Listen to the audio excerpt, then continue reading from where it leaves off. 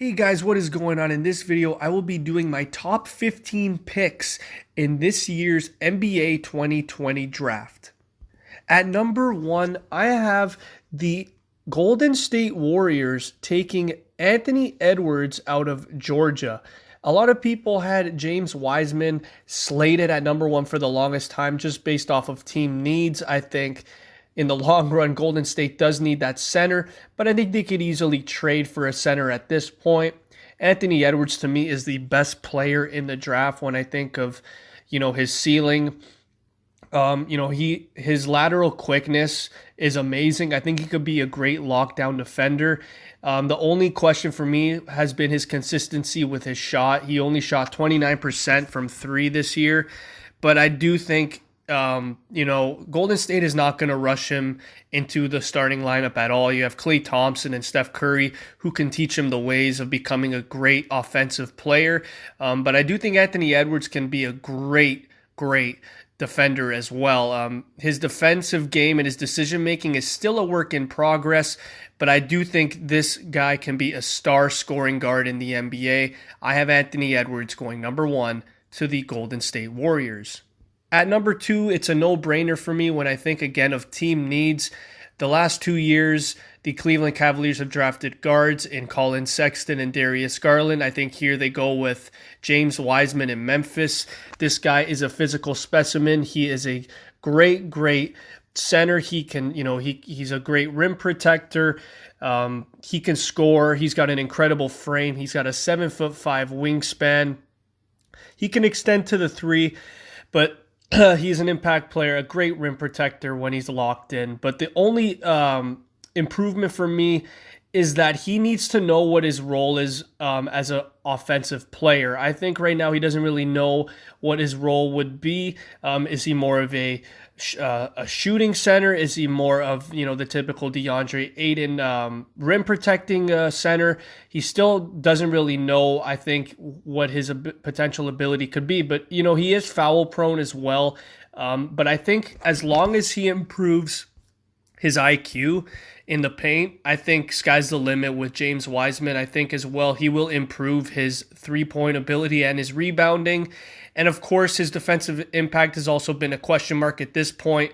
But I do think James Wiseman has the potential to be a franchise center, and that is exactly what Cleveland needs. Wiseman at number 2. At number 3, I have the Minnesota Timberwolves taking LaMelo Ball.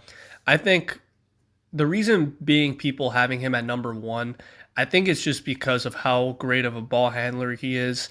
And yes, he is one of the youngest in the draft, but I think this is a perfect fit here in Minnesota. They have D'Lo, and you need another ball handler, I think, to be successful in this league. Almost every team has 2 guys on their backcourt that, are excellent ball handlers.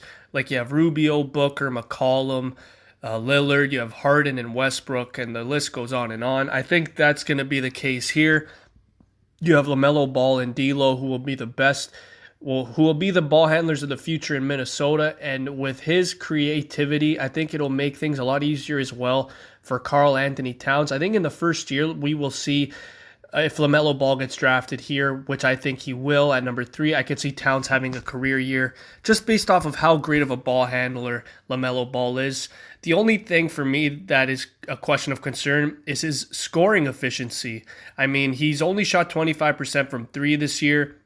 But again, he's only 18. He hasn't really fully grown into his body weight-wise. I think as he gains more muscle, he will also become an excellent defender. We all know he's already great at stealing the ball.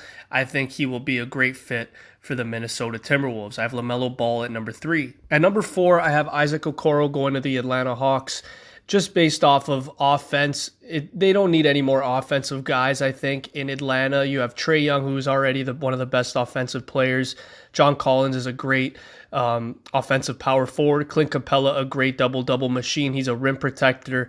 So I think here with the team they need to go with a defensive forward here. And I think Isaac Okoro by far is the best defensive forward in this draft. He's going to be a versatile two-way role player in my eyes.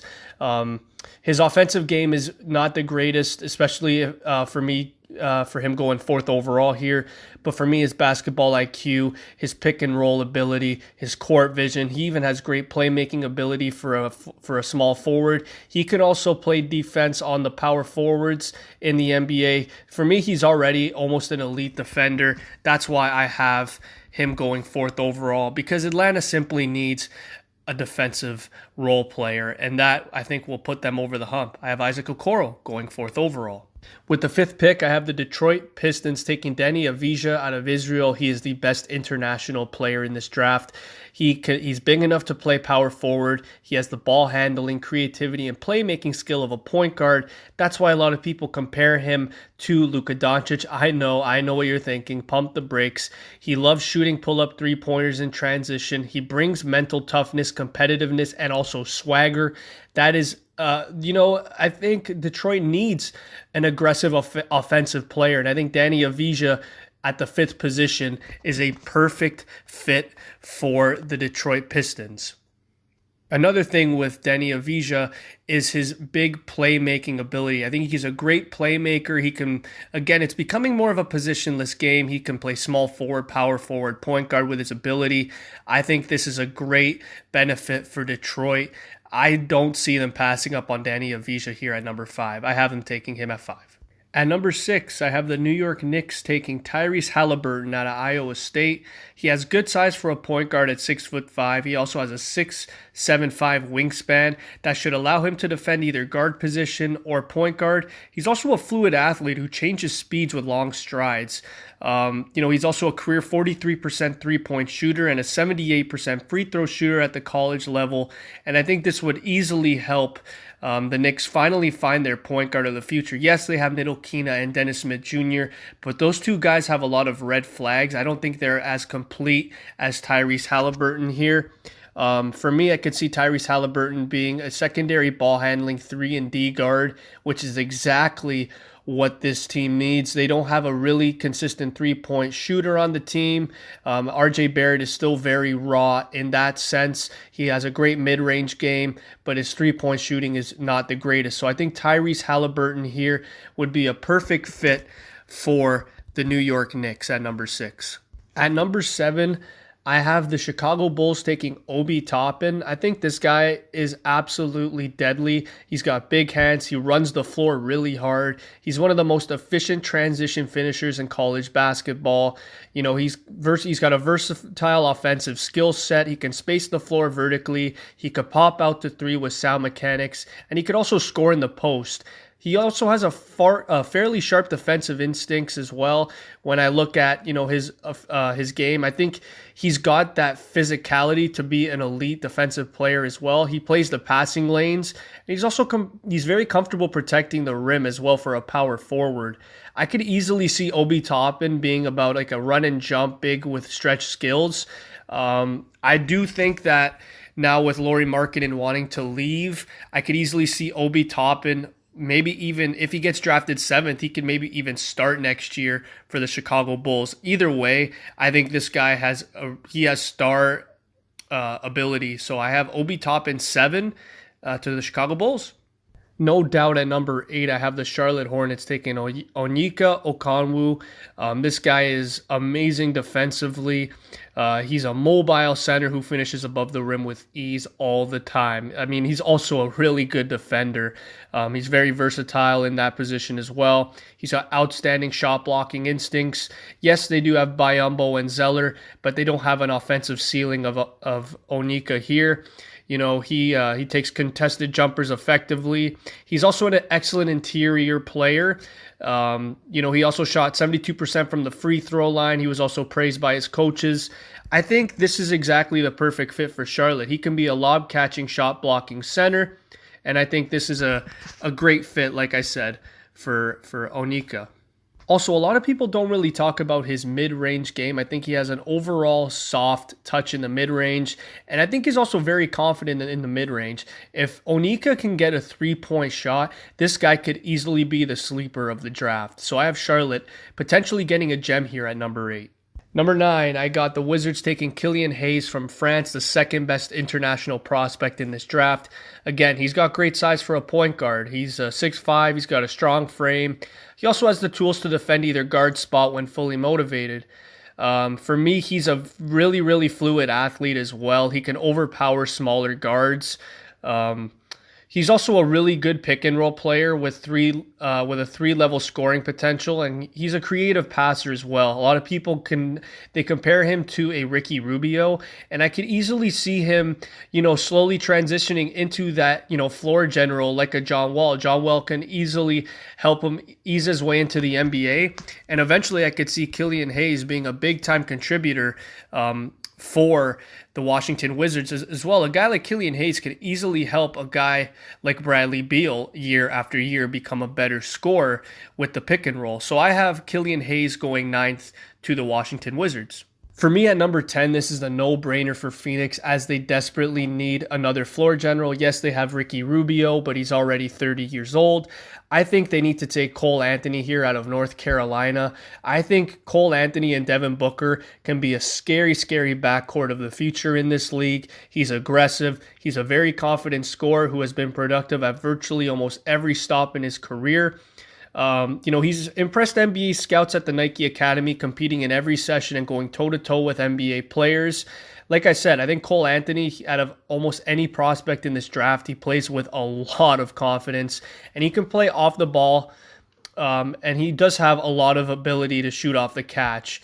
I think he's going to be a shot-creating lead guard. He will give a lot more shots selection to Devin Booker, and this will only enhance Devin Booker's scoring potential. I have Cole Anthony going 10th, and I think this will only benefit Phoenix moving forward. At number 11, I have the San Antonio Spurs selecting Precious Achiuwa from Memphis. This guy has elite physical profile. I mean, he's 234 pounds. His reach is incredible. He's explosive above the rim in space. He's light on his feet for his size. He has a 7'2" wingspan. He has all the tools to check either forward spot or power forward. And as well, he can defend the perimeter amazingly. He has a grab and go potential with the ball.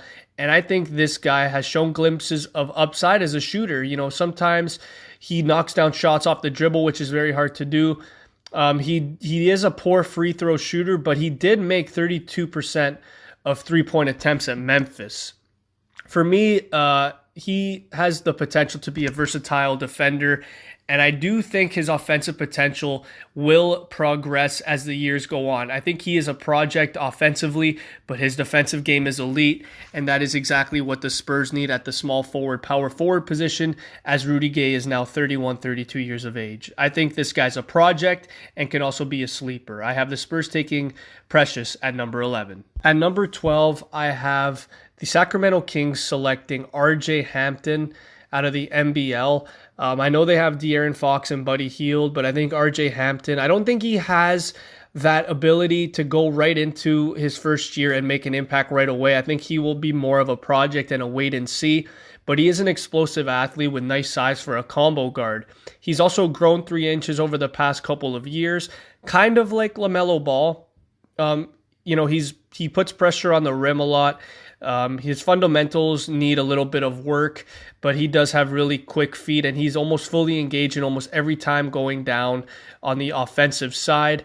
For me, I think he will be a great combo guard when all is said and done, and I think he will only benefit players like De'Aaron Fox and Buddy Hield moving forward. I don't see them taking a power forward in this draft, the Sacramento Kings. That's why I have them taking RJ Hampton at number 12.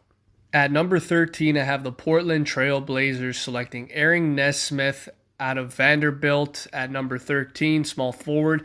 This guy is absolutely great. He's a great offensive player as well. I think he's a very underrated defender as well. He can easily space the floor for guys like CJ McCollum and Damian Lillard. I think this would be the third option when all is said and done for offensive potential. I think Aaron Nesmith can be the third option on Portland if he were to go there. I think he's a much better offensive player, at least potential-wise, than Rodney Hood and Trevor Ariza, and as well Aaron Nesmith.